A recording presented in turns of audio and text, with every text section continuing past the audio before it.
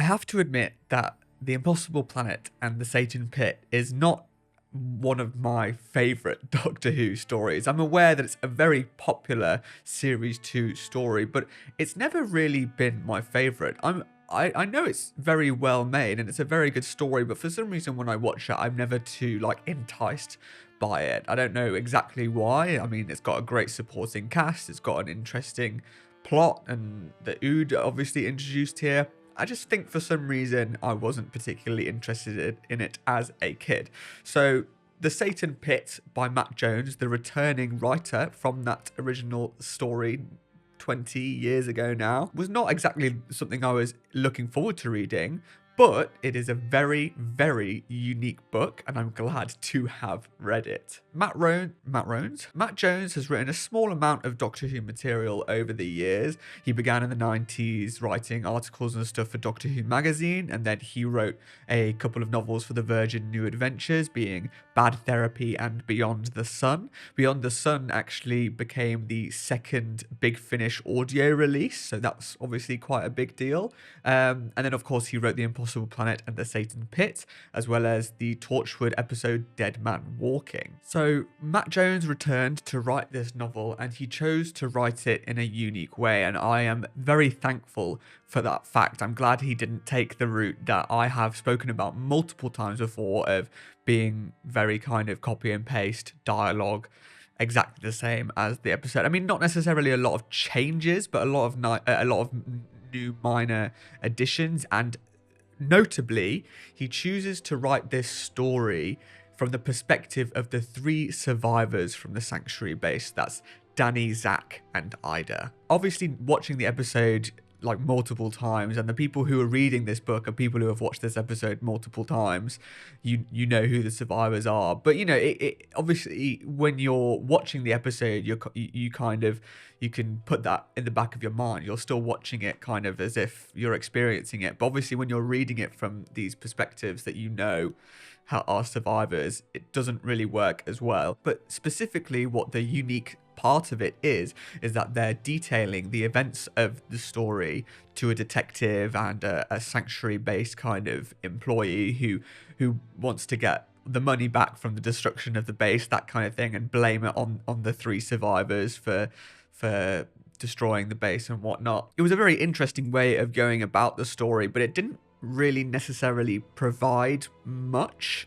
The gimmick kind of wore off at some points, and it was also kind of confusing at some points because the story would continue, but you'd switch perspectives, and that kind of was a bit confusing. Not massively. It just wasn't, necessarily flowing into each shift in perspective as well as it probably could have. There were also moments where I felt like we were reading from the wrong perspective. Like there were moments where I feel like it would have made more sense to be reading it from one of the other two survivors' perspectives, or perhaps moments where you could tell that there wasn't really another option. For example, when Scooty sees Toby outside possessed by the devil or whatever, you obviously can't choose to write from either of their perspectives. So instead, whilst in the episode Danny was actually with the Ood or whatever at this point, in the novelisation he's randomly checking the CCTV, which he even says in the book is not something that they really do. He just decided to check it, and he saw the events between Scooty and Toby, but of course couldn't see Toby and couldn't hear anything. So it was very, very weird. You could tell that there was really not a lot of options for telling that part of the story, and it comes up again later when there's the Doctor in the pit. But yeah, it felt like Matt Jones maybe wrote himself into a corner at certain points, and it was quite difficult to be able to tell the story. I don't know. In fact, not being able to experience any of what Toby goes through in this episode, being possessed and going through all of this mental trauma, it would have been very interesting to see it from his perspective. But in this novelisation, even more so than the episodes, he's kind of flung off to the side and he barely says anything.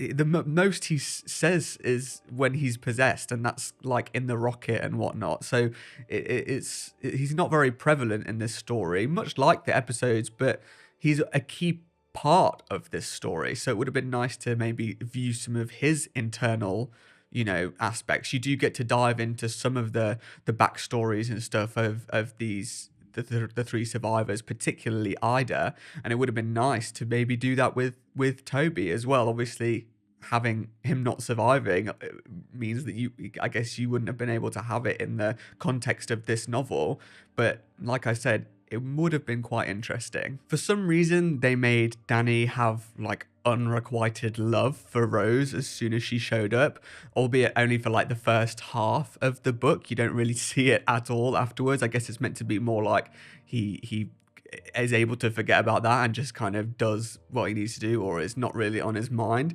But it felt really, really uncomfortable. And there's even like, let's just say an embarrassing moment that Danny gets after Rose kisses him on the forehead, which was really, really uncomfortable to read. It felt like it was straight from a novelization from the 60s. I don't entirely know. I mean, even if that was included in the original episode, I would assume that would just be removed. But this was an addition made now actively. I don't know why. I also prefer when a book has like clear break or stopping points, I suppose. This novelization is written basically as one massive story. You don't even get the kind of midpoint. All the stuff still happens, but you don't necessarily have a kind of like middle. I mean, there is an interlude, but I don't think it's at the exact same halfway point as the episodes. I can't remember exactly. But you don't really get a break in the story for the most part. The way I read is that I kind of have to finish a chapter before I put the book down. But there's no real chapters in this novelization. There's only switches between perspectives, but the story at certain points will still continue. You have to kind of pick the moments where you're like, okay, I think I can probably stop here. Whereas like when you have chapters, you're like, okay, I know that the writer is aware that some people will be putting the book down here. So to have it all as one massive kind of continuous thing was a nice idea, but it was quite difficult for me specifically. Like, this might not be a problem for everyone, so I appreciate that it's not exactly a major thing. But the key point for me of knowing whether this novelization was going to be good or not was the kind of final third, the Doctor going into the pit, Rose being brought onto the rocket, Toby on the rocket and all that kind of stuff. Because the Doctor was obviously on his own in the pit, you do get a section that is from the Doctor's perspective, and it's introduced in a very weird way that I'll get to in a second, but it does kind of break the consistency of having the three specific perspectives and then just having the Doctor's perspective in there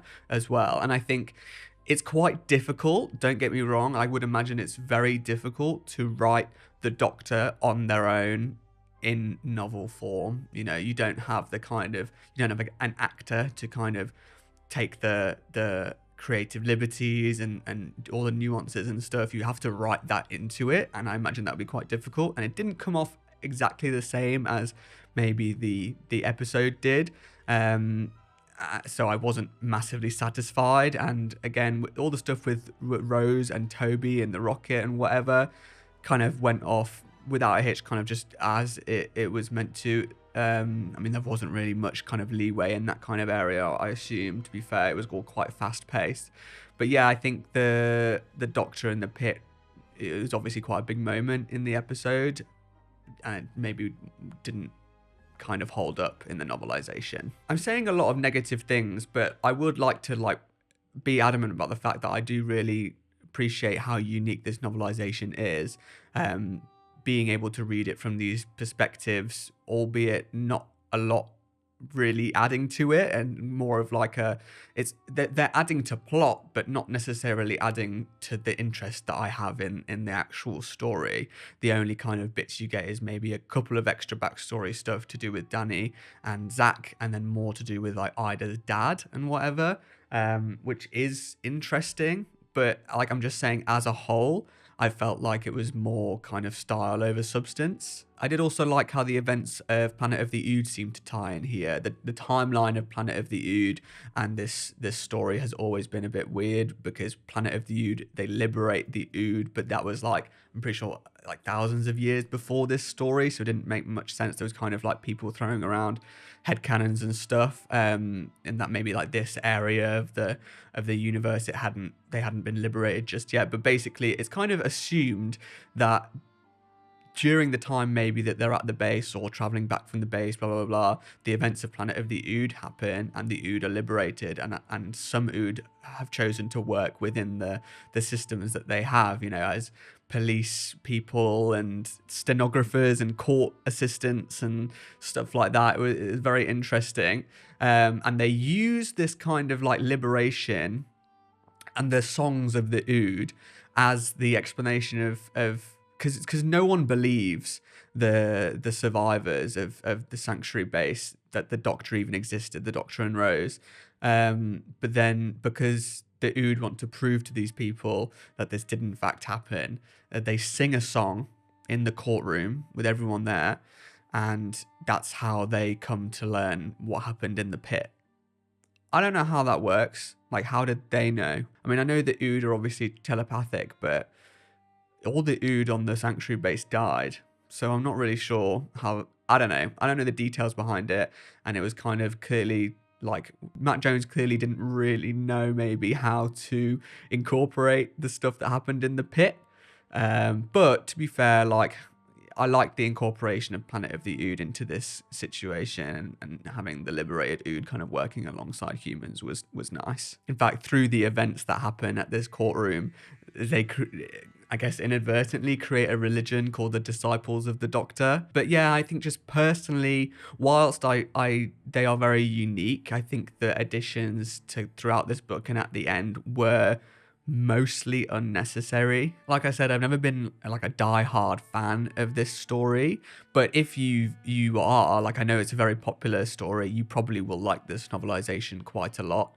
It's a very solid tie-in novelization if you are a fan of the episode, which I know a lot of people are. I think maybe because I'm like, it's not like a massive thing for me, that I'm not massively bothered, I guess. I thought perhaps in an original story this might have worked better, maybe something that was a bit longer, where it would have worked better being able to lean into the kind of perspectives a bit more, because obviously Matt Jones would have been tied down by his original story. Like, he still has to tell it the way that it happened, so you're stuck with kind of like, yes, they're from different perspectives, but a lot of the time they're just narrating what happened, which I guess makes sense in the context, but isn't very true to the gimmick. Like I mentioned before, with the Doctor in the pit and Rose and Toby in the rocket, and also them kind of being chased after the Ood in the maintenance tunnels, which is a massively stressful moment in the story. I don't know if they came across as well in this novelization.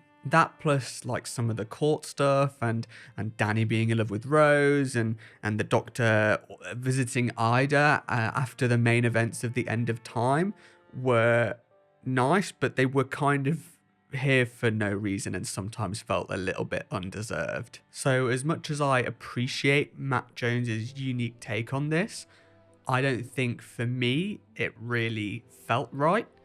So I will be giving The Satan Pit by Matt Jones a 6 out of 10. Don't come at me. I know that from what I've seen, people are a fan of this novelization. I think it was probably just me. I don't know what it was. I think, like, I don't know. I really can't explain why I'm not as much of a fan of this story as other people. I think if I was, this novelization would be really good for me. But for some reason, I just wasn't into it. I mean, I know my reasons why I wasn't into it, but I will say this, like, for a fact. Whereas in some other novelizations, I feel like there's some objective stuff in there that isn't necessarily amazing. This one, I think, is quite a subjective one for me. This definitely could be better for you, basically. So I would definitely recommend picking it up if you're interested in this story. But the final of the 3 will be my next video. The final release of these 3 March 2026 novelizations is The Time of Angels by Jenny Colgan.